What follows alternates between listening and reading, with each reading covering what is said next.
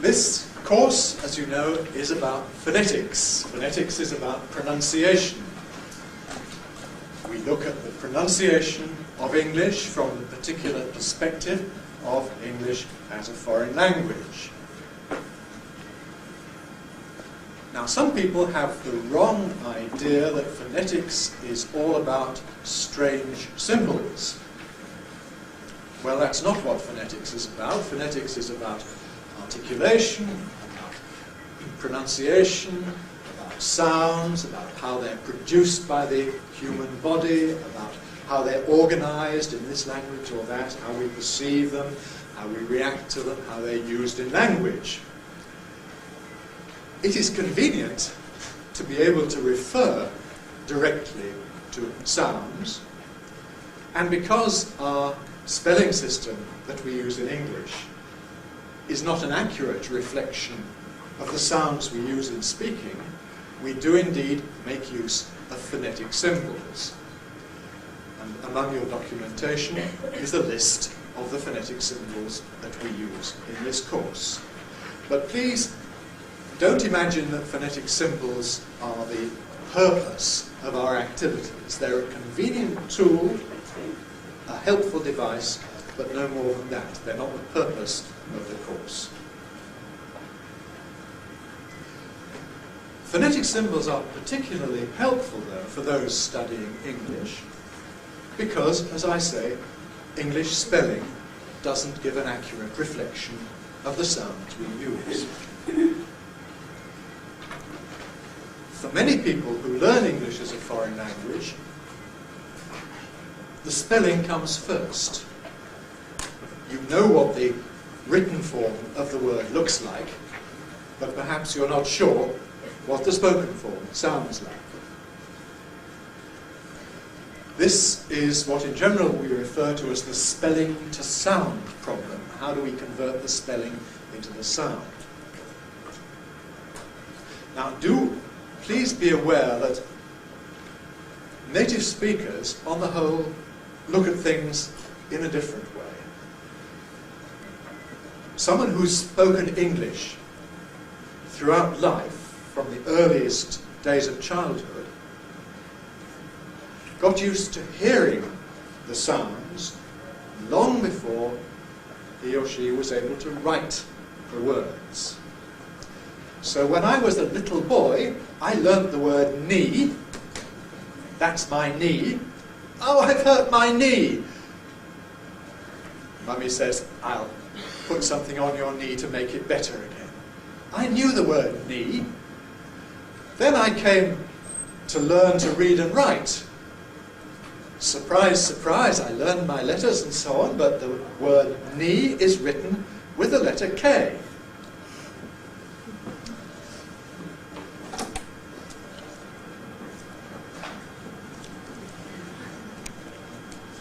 Isn't that remarkable?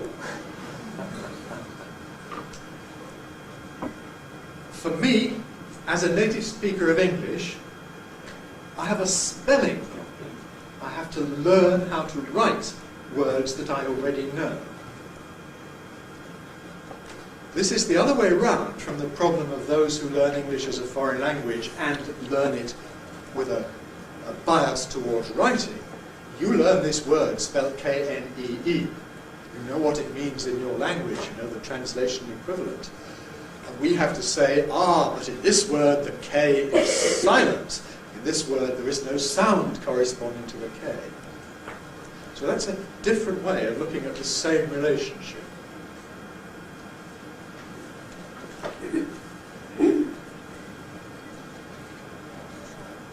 Native speakers of English have a typical problem. How do I spell this word? I'm not sure of the right spelling.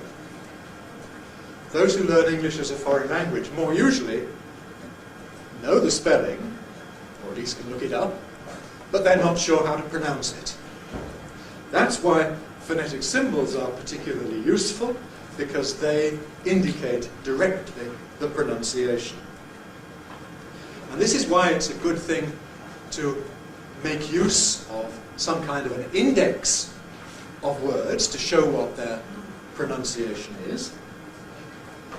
There are a number of dictionaries available for this purpose, including one that I wrote, the Longman Pronunciation Dictionary, and perhaps a more famous one that's just had a new edition, Daniel Jones's English Pronouncing Dictionary.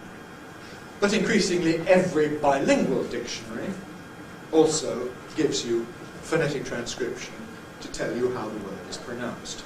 This means that when you learn a word, you should learn its pronunciation with it, learn its phonetic transcription. But what pronunciation? English is spoken by many, many millions of people as a native language. And sadly, from the point of view of the foreign learner, they don't all speak it the same way. Different people pronounce English somewhat differently. And this, of course, again raises the question of writing and speaking, because we do, with trivial differences, with trivial exceptions, agree on how to spell English, but we differ in many cases in how we pronounce it. It's therefore convenient for EFL purposes, for purposes of English as a foreign language, to agree on a pronunciation standard that we can use in the classroom, for which we have pronunciation dictionaries, which is reflected in our course materials, in our textbooks. For those who are oriented towards a British model of English, this pronunciation standard is known as Received Pronunciation, or RP. Goes by various other names as well, don't worry too much about the name. The main advantage for EFL is that it is a codified standard which is written down in books, which you can consult, and which we all can refer to. It may not be identical with how a given teacher or a given individual speaks, but at least we can easily list and analyze the differences if there are any. So it's a useful codified standard for English as a foreign language. It is also the kind of pronunciation that I'm using now and that I shall use in the lectures. Once we agree on a phonetic transcription and on a pronunciation standard, we're ready to go. And the first matter I want to discuss with you is a very simple question, namely the pronunciation of regular inflections. In English, our verbs take endings to indicate past tense and past participle, as you know well. Some of them are irregular, as you know well, but some of them, most of them, are regular. And it's this regular set of inflections I want to look at. If we learn English from a writing point of view, we think of the past tense in terms of adding the letter D, or sometimes adding the letters ED. From the pronunciation point of view, though, we don't necessarily add a D sound at all. We have three possibilities, in fact, in pronunciation. They're listed on the handout, but we can just repeat them.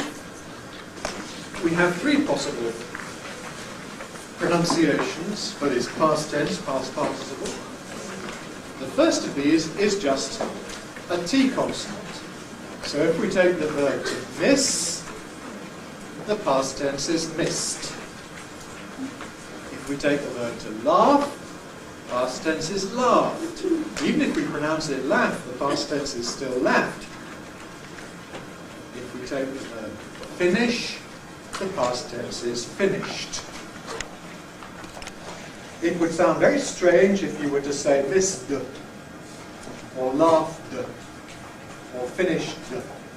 Nobody does that. However, there are other verbs where we do add a D sound. If we take the verb to plan things, to make plans, the past tense is planned. It's all been planned, carefully planned. If we take the verb to rub, the past tense is rubbed. If we take the verb to carry, the past tense is carried. So there indeed we pronounce a D sound. It would sound wrong if you were to pronounce them with a T, if you said plant instead of planned, if you were to say rubbed instead of rubbed, or if you were to say carrot instead of carried. But there's yet a third possibility for regular verbs, and that's to add a separate syllable, namely id. And so from the verb to wait, the past tense is waited. You can hear that waited is two syllables. Wait, id, waited. The past tense of grade is graded. Past tense of paint is painted. Well, if we've got three possibilities, how do we decide which is the appropriate one? The rules are very simple once you know some phonetics. For those who don't know phonetics, it's a great mystery. For those who have a little bit of phonetic understanding, it's very simple and straightforward, because it depends upon the nature of the sound at the end of the stem. We look at the last sound in the word before we add the ending. Depending on the nature of that sound, we choose an appropriate ending. Now, one of the things we can say about a sound, a speech sound, is whether it's voiced or voiceless. This is a very basic distinction. Let's just first of all have a look at the difference between voiceless and voiced. It's a question of whether your vocal folds, your vocal cords, vibrate when you're making the sound or not. If you make an M sound, that's a voiced sound. Would you all now make an M sound? Right. If you do that and simultaneously cover your ears, you'll hear a buzzing in your head. Do it aloud.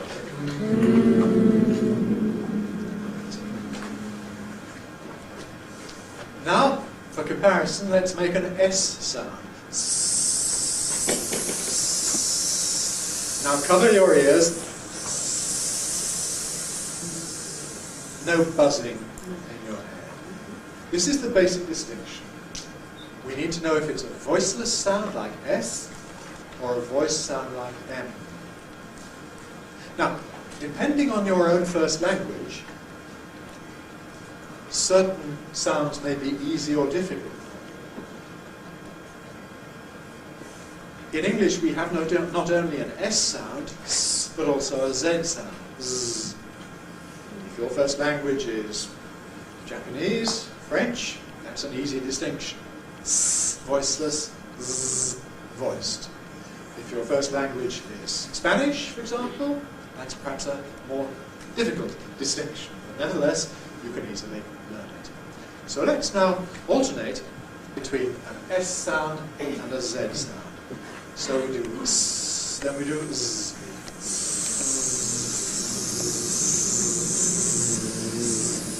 You can check for the buzzing coming and going.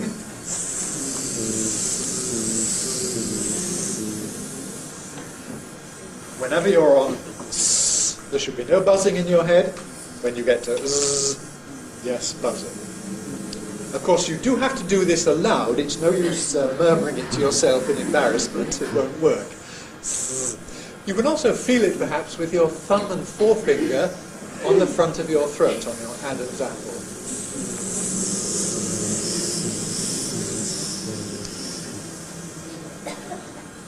Right. Well, that's how you can check for whether a sound is voiced or voiceless. It's also, of course, easy just to learn off by heart which sounds are which, so that you know. And this will help you to choose the right ending.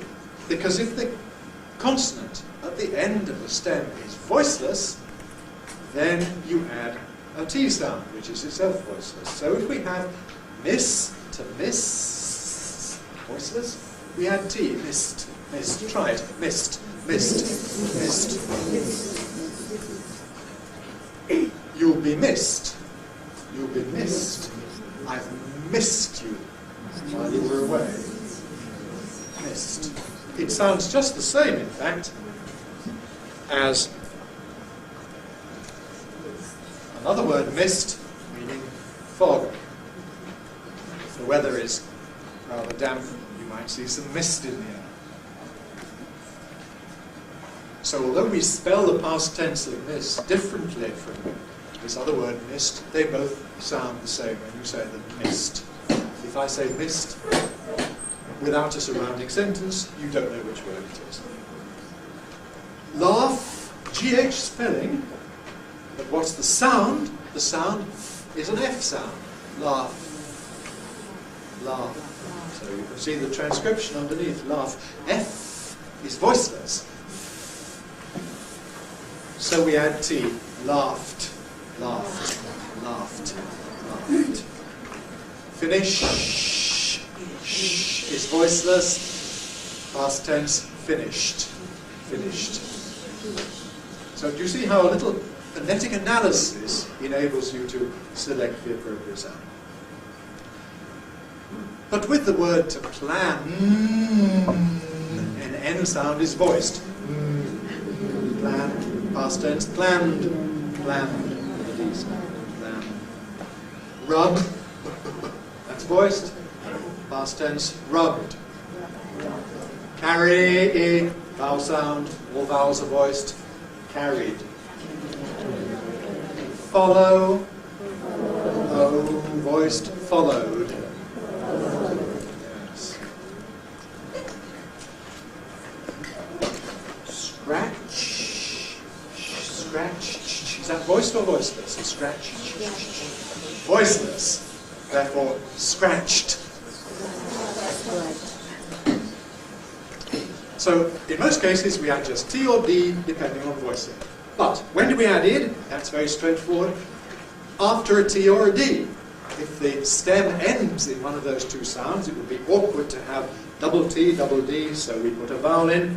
Wait gives us weighted. Grade gives us graded. T in weight, D in grade. Paint, paint has an N and a T, so that too requires id, painted. What about celebrate? Celebrate. That ends in a T sound. Ignore the letter E. Nobody pronounces that. That's just in the spelling. It ends in a T sound. Celebrate. Therefore we add id, celebrated. Right, your plane comes in. Down towards the ground. Finally, what does it do? It lands. We say the plane has landed. Land ends in a D sound, therefore we add id, landed. Breathe. Breathe. Well, now this is difficult. Breathe. That's not the same as a D sound. That's the transcription for breathe. The final sound is breathe. Is that voiced or voiceless? Voiced. Therefore, past tense, breathed. Breathed. I've breathed in and out all my life. Breathed. If I make something smooth, I smooth it. Past tense, smoothed. In the same way. So, that's the regular rule for the pronunciation of the D or ED ending. Similarly, we have very straightforward rules for the S ending in spelling. Plural, regular possessive, regular, plural possessive,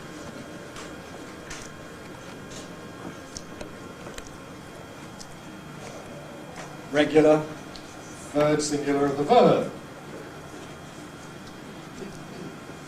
contraction of is, contraction of has. All of these things follow the same rule, and it's similar to the rule we have for the D or ED ending. In pronunciation, it can either be s, voiceless, or it can be voiced, or it can be is with a vowel. Again, it goes by voicing. If the stem ends in a voiceless sound, then we add a voiceless s. So lip gives you lips, lips. Laugh, F sound, laughs, laughs. He laughs longest who laughs last, laughs. Eat up your carrots, carrot, T sound, voiceless, carrots.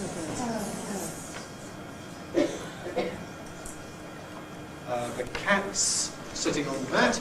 The cat is, the cat's voiceless. But if the final sound, if the sound at the end of the stem is voiced, then we add z, thing, several things. We don't say things, we say things, things. These things are interesting. These things are things are interesting. Love. He loves her. Loves. She loves me.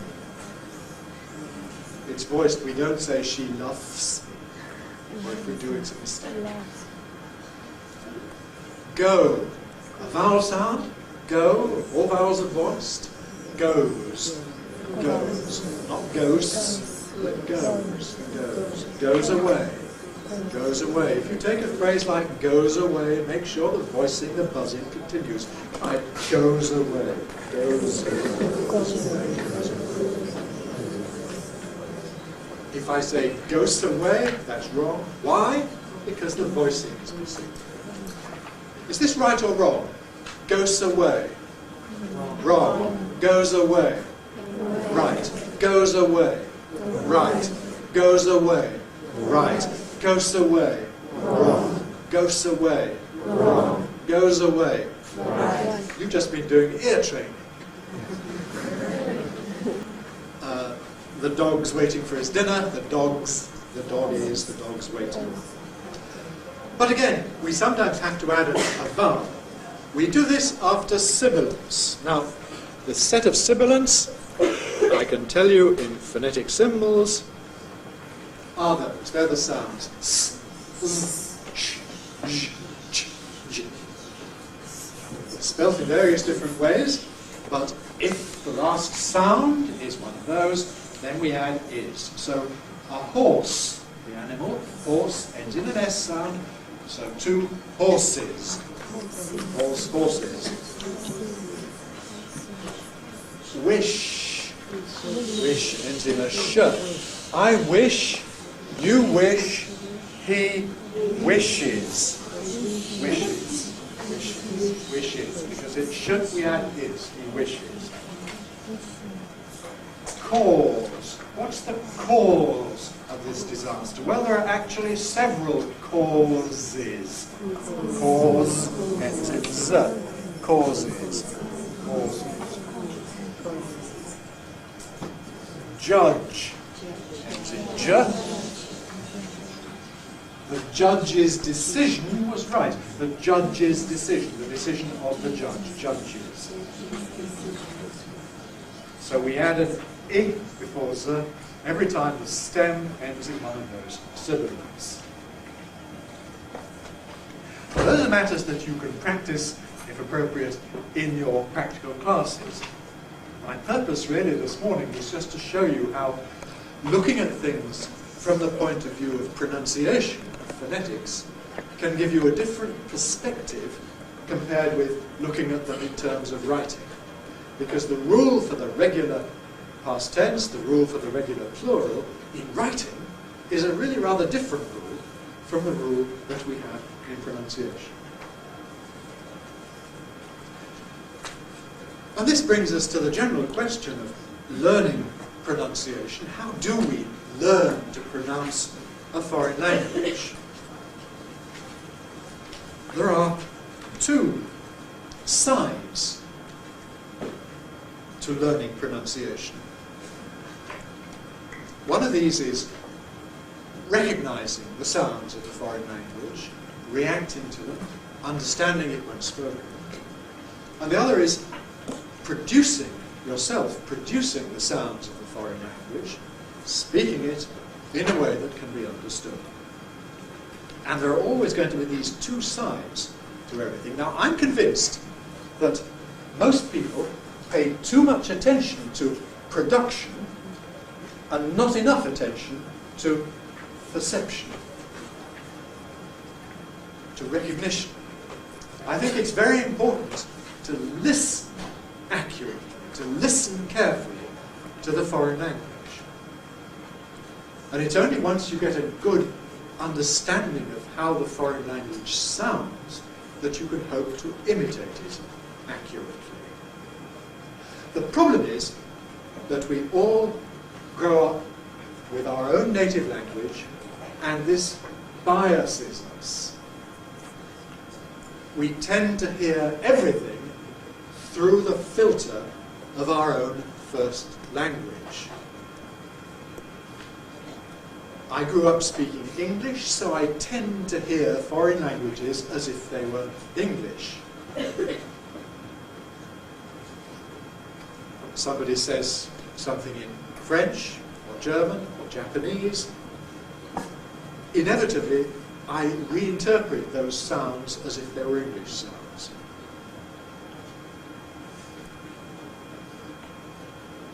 Likewise, if I say something in English, and your first language is French, or German, or Japanese, you will interpret my sounds in terms of yours. We have to fight against this trend. We can fight, you can overcome it, we can all learn to hear foreign languages in their own terms, but we have to concentrate on it. And it's often, therefore, helpful to look at the difference between one language and the other. What does a word sound like when said in one language or in another? Those of you who are Japanese, you may think of this city where we are now as Rondon, but I think of it as London. Those are different sets of sounds, but we may equate them in the two languages. A city in Japan, you may think of it as Tokyo, I think of it as Tokyo. Again, different ways of interpreting the same sound. And we've somehow got to make this leap and listen to the foreign language, in this case English, in its own terms. This means that Spanish speakers have got to be very alert to the difference between d and the, to know that den and then are different words in English. Similarly, the difference between S and Z.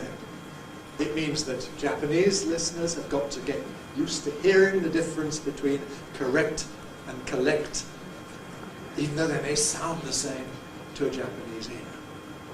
We've all got to try and perceive the foreign language accurately. Well, that's why we do ear training, that's why we drill you in listening, so that you can improve your ability to perceive the foreign language. We also make you do drills in production to help you to pronounce it. Well, it's time now for the end of this first lecture, and for us therefore to move towards the practical classes.